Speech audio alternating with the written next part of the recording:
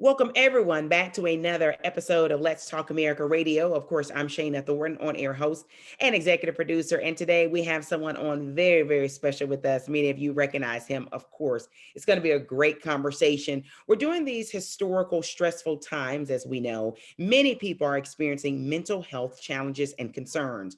Well, just in time to help, there's a new book coming out your way by the one and only Dr. Daniel Amen. And he's one of the top psychiatrists and brain researchers in the world. Of course, we've seen him on television for many years. So excited to have you on with us. Welcome to the program, sir. Well, thank you so much. I'm grateful for your time. Oh, excited to have you on. So, you've written so many other books, so many best-selling books that address so many other mental and emotional concerns. Why did you write this book? Your brain is always listening. As a neuroscientist, I think every day about what the brains of my patients are listening to. And then I try to help them guide their brain health and their mental health to a place that serves them rather than hurts them. And your brain is always listening is sort of an owner manual for your mind. There's nowhere in school where there's a curriculum on how to deal with grief and loss and hopelessness and anxiety or feeling inferior or flawed.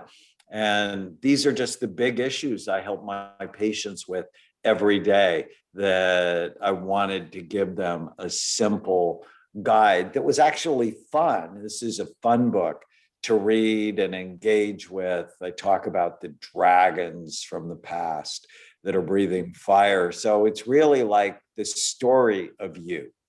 Okay.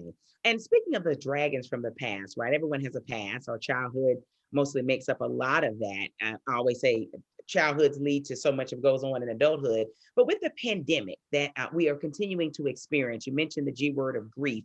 So many people lost loved ones, or they're grieving a lifestyle that's no longer there, right? We're used to being out and about. Some of that has slowed down. How exactly does the research from your book really help us understand everything we've been going through and experiencing over the last year? Well, it's just perfect for that because virtually every generation goes through a time of heartbreak and grief, whether it's World War I, World War II, Korea, Vietnam, the other pandemics that have happened. How do those people survive? And they get control of their minds. They begin to see things as temporary. This is not a permanent state. As local, yes, it's a global pandemic, but how does it impact me in my house, in my neighborhood? And control. What can I do and what can't I do? So being active in things that you can control, it just helps your mind so much. I love Ariana Grande's song, Thank You, Next. And that's about relationships and moving on. But when I can't control something, I basically say, thank you, next. What's the next thing I'm going to be doing? Rather than looking in the past, I'm looking forward. Yeah, that's very smart, very popular song as well by her. You talk about in the book, and you used the buzzword earlier, taming dragons. Where did that come from? It's an interesting phrase. So I'm a huge fan of Lord of the Rings and The Hobbit and Game of Thrones. Okay. And Tolkien, who wrote The Hobbit and Lord of the Rings, said, it's just not a story worth telling if there are no dragons. And I imagine the dragons breathing fire on our emotional brain. Yeah. And so how can we tame that so we don't have to let the dragons from the past continue to haunt us? Wow. And that's deep. And so many people have dragons. Let's talk about another D word of depression, which, millions of Americans and individuals around the globe suffer with. And some of it's defined different. You know that as a psychiatrist, of course, some, can be temporary or situational and others.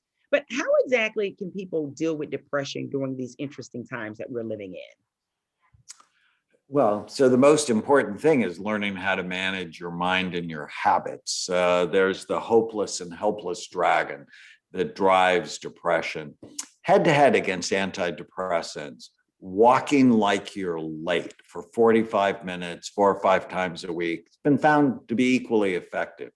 Taking fish oil in a study from New Zealand was actually more effective than Prozac for depression. Learning not to believe every stupid thing you think. There's a whole section in the book on killing the ants, the automatic negative thoughts that steal your happiness. So when you're depressed, the first thing to do is not to reach to your family doctor for an antidepressant. It's to exercise. It's to take simple supplements like omega-3 fatty acids and really work to kill the ants, the automatic negative thoughts that feed the dragons. Wow, that's such a great point. So I'm trying to focus on the controllables, as I once worked for a gentleman that he would say that. Let's talk about the other dragon, the anxious dragon. And there are individuals, I'm sure that are sort of naturally wired to be anxious, if you will. How can they tame that? Well, some anxiety is important. You want to have enough anxiety, you do the right thing. Okay. Too much just devastates you. And, one big new issue that came up during the pandemic was mismatched anxiety. One person on a scale of 1 to 10 is a 12, then left their house in a year. But they may be married to someone who's only got a 2, and that caused lots of chronic friction and fighting. It's very important to tame this dragon because it causes a lot of stress and unhappiness. Diaphragmatic breathing, meditation, hypnosis, learning not to believe every stupid thing you think is really important. Of all of those, I teach my patients diaphragmatic breathing first, 3 seconds in, hold it for a second, 6 seconds out. Really be purposeful in that pattern can really be helpful. Wow. And before we wrap up, I have to ask about the S word. You talked about exercise, and you also spoke about fish oil, but sleep. How critical is sleep when it comes to brain health? Dr. Me, because I think so many people, we skip over that. We work, and teleworking now, and it seems to be really overwhelming for so many people. Do we need sleep? Critical. When you sleep, your brain cleans and washes itself. If you don't get enough sleep, you're never going to think right. You'll never feel right. It's a major pillar of brain health. Wow. So key. May we all take heed to your great advice. Such an honor to have you on the program.